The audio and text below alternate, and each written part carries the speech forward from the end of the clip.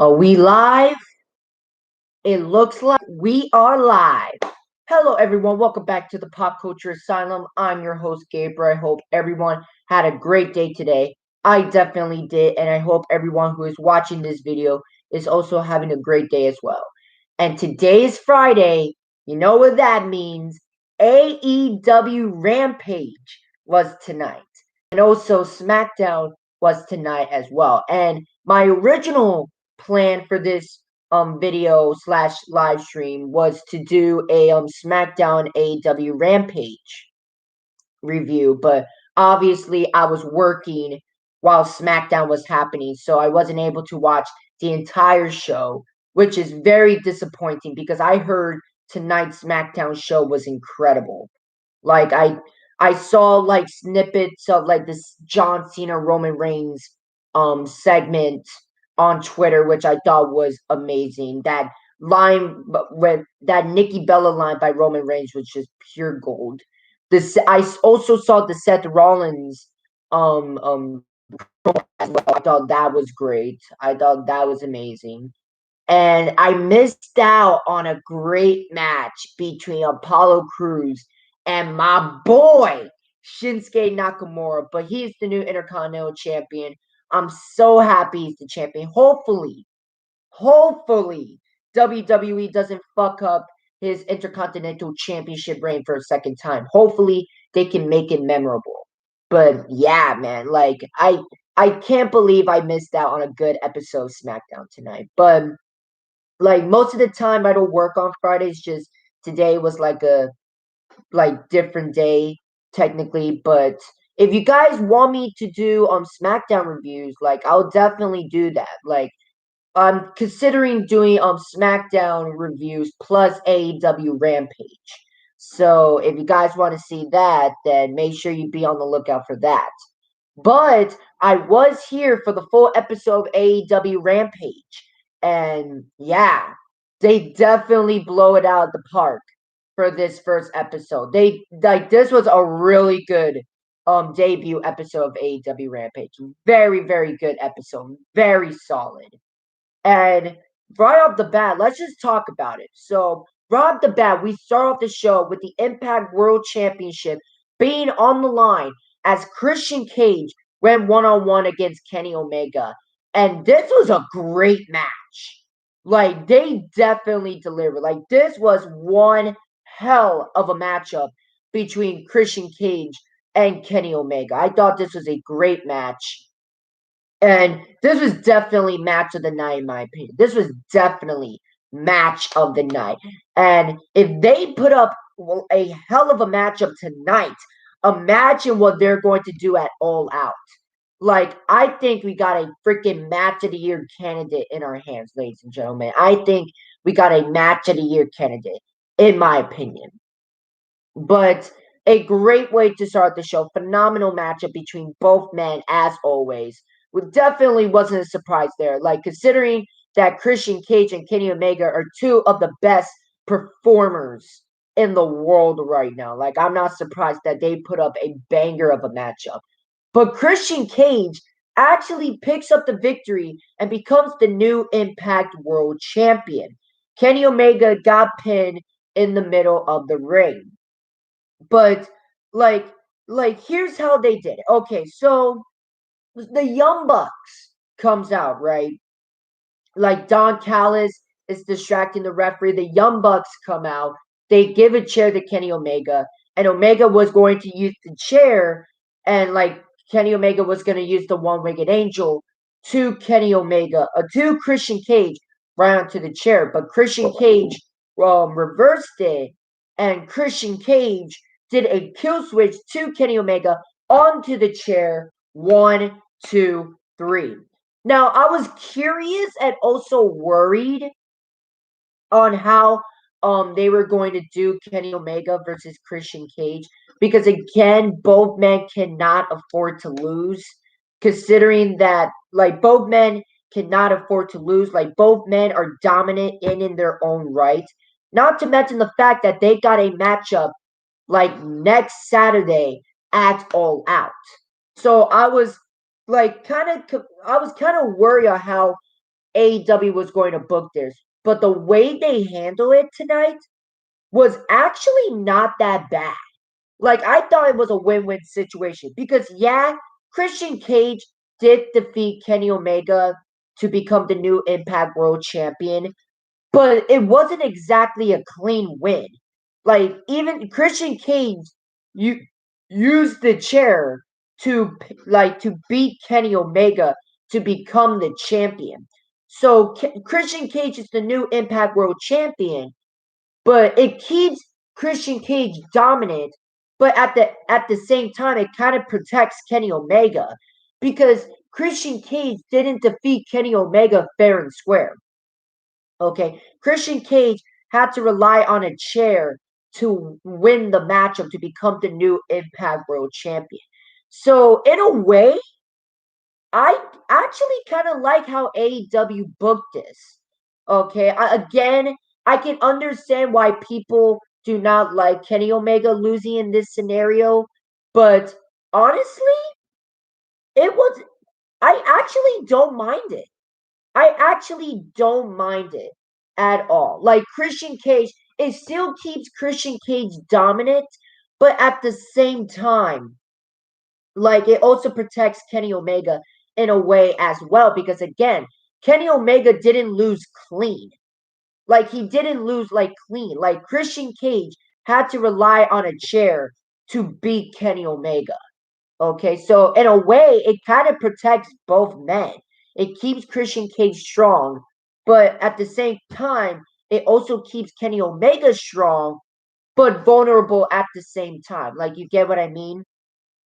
But yeah, I thought this was a great way to start the show, and definitely a great way to start off AEW Rampage. And yeah, great match. Congratulations to Christian Cage. Very well deserved. He is the new Impact World Champion, which is incredible. Really brings back some throwback vibes of him being the NWA World Champion when he was back in the TNA days. So just the fact that Christian Cage all these years later is now the Impact World Champion again is very cool to see. Very, very cool to see. Now, a lot of people saying that this might start a downfall for Kenny Omega because Kenny Omega lost the Impact World Championship to Christian Cage. And tomorrow night, Kenny Omega and Andrade El Idolo is going to fight for the AAA Mega Championship. And there's rumors that Kenny Omega is going to lose that championship to Andrade El Idolo. So we might start seeing the downfall of the belt collector Kenny Omega. So that is a very, very interesting story. But we'll see where this goes. But yeah, Christian Cage picks up the victory in a great matchup, in my opinion. Definitely a match of the night. And I personally, if you guys did not watch AEW Rampage tonight, first of all, why not? Second of all, you should go out of your way to watch this matchup. This was a really great matchup. Both men definitely deliver. And I really liked how AEW handled this situation. They kept Christian Cage strong, but at they also kept Kenny Omega like strong as well. Like they didn't put Kenny Omega at a vulnerable state. Because again, it's not like even though Kenny Omega did lose, and again, I can understand why some people didn't like that.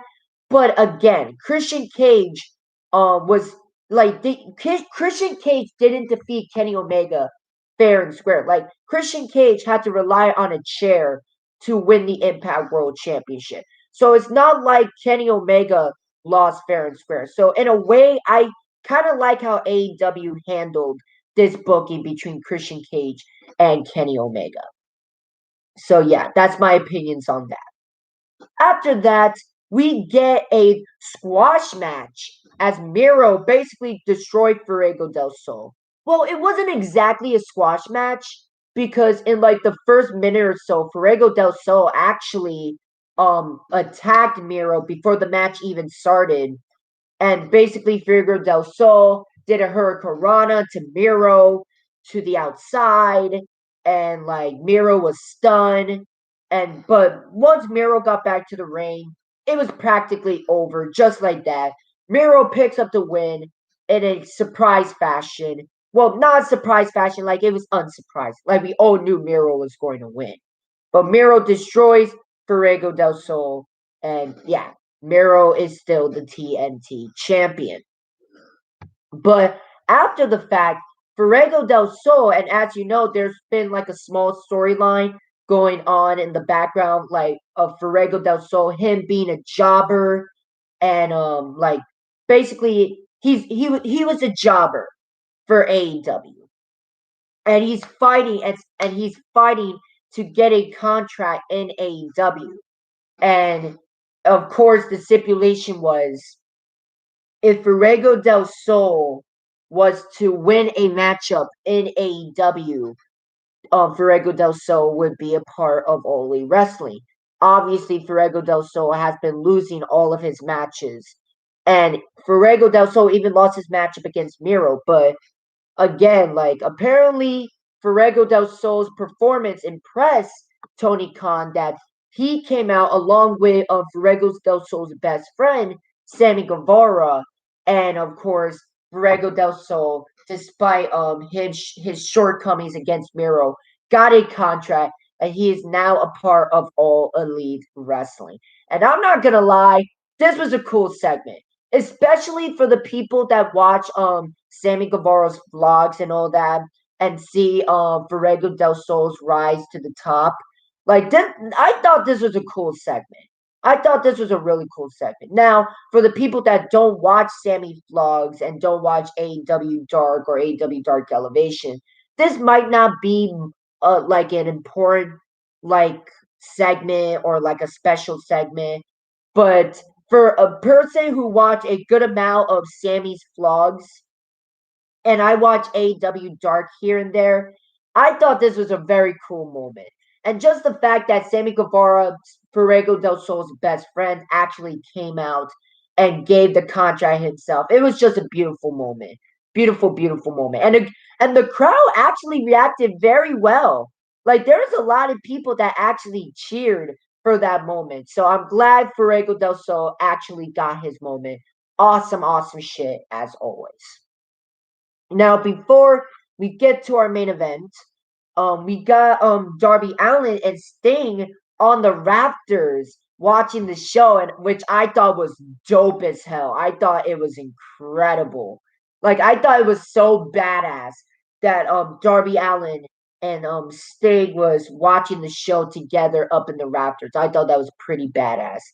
But one thing that was very, very interesting is that they were advertising the second episode of AEW Rampage, which will be in the United Center in Chicago, Illinois, next Friday.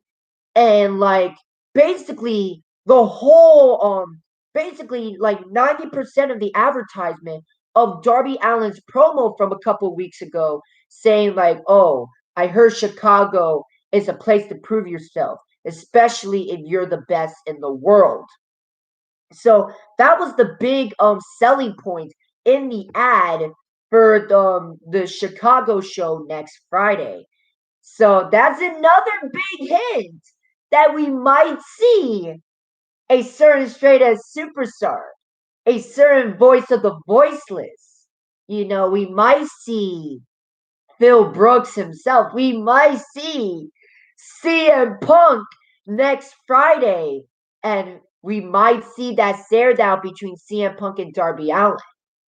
And like every day, like CM Punk and Darby Allin is getting more and more true. And yo, if CM Punk returns next Friday, that's gonna be one of the most incredible moments in the history of AEW.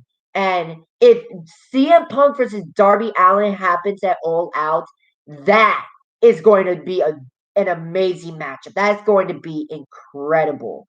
Like, I cannot wait. I cannot wait for next week is big. Next week is big. We got AEW Dynamite, which is a big show next week. We got AEW Rampage with the potential return of CM Punk. Not to mention the fact that we got All Out and SummerSlam happening all next week. I'm telling you, next week is big if you're a professional wrestling fan. like next week, like it feels great to be a wrestling fan. Like next week is a big week for professional wrestling as a whole. Whether you're a WWE fan, an AEW fan, a fan of both, or just a professional wrestling fan in general. Next week is probably one of the biggest weeks in professional wrestling history. Like next week is going to be fucking big. Big, big, big. And I cannot wait. I cannot wait. But enough about me talking about next week. That's next week. Okay. But yeah, now it's time to talk about our main event. And I thought this was a good main event. So basically, the main event was Dr. Britt Baker, DMD, the AEW Women's Champion, who is over as hell, by the way, went 1-on-1 against Red Velvet. And I thought this was a really good match. A really, really good match. And like Britt Baker is over as hell. Like she is 100% a star. And Britt Baker picks up the victory over Red Velvet. Red Velvet really show a great showing as well. Like Red Velvet, like great showing by her. Awesome stuff as always. Britt Baker picks up the victory over Red Velvet in a very good main event, in my opinion. But after that, Britt Baker attacked Red Velvet, looking to take her down with a curb stomp. Like Red Velvet, her face was like on the championship, and it looked like Britt Baker was going to finish Red Velvet off with the curb stomp. Chris Sadlander, who was watching the matchup, by the way, saved Red Velvet, and I'm telling you, Britt Baker versus Chris Sadlander. It's basically all but confirmed at this point that we're gonna get Britt Baker versus Chris Sadlander next Saturday at All Out, and that's gonna be a banger matchup in my opinion. But someone by the name of Jade Hader, like I didn't know her name was. It was some blonde chick. Attacked Chris Sadlander, and basically Britt Baker ended up being on top as Chris Sadlander and Red Velvet ended up being taken out. And it looks like we got a alliance between Britt Baker and this blonde chick named Jade Hader. Now, why is Jade Hader it in an alliance with Britt Baker? I don't know, but I'm sure we'll find out in the next couple of weeks. But overall, this was a very strong episode of AEW Rampage. And again, I cannot wait till next week. But that's all I got to say. I want to know what you guys think in the comment section, though. What do you guys think about the first episode of AEW Rampage? Did you guys overall like the show? Did you guys not like the show? Was there something specifically you like? Was there something specifically you hate? I want to know what you guys think in the comment section. But thank you so much for watching. Much, much appreciated. If you guys like this video, make sure you leave a like. Make sure you leave a comment. And if you guys like the content that I make sure you subscribe and leave the notification bell so that way you don't miss any of my videos. And until next time, this is Gabriel, and I'll see you next time in the Asylum. Have a nice day, everyone.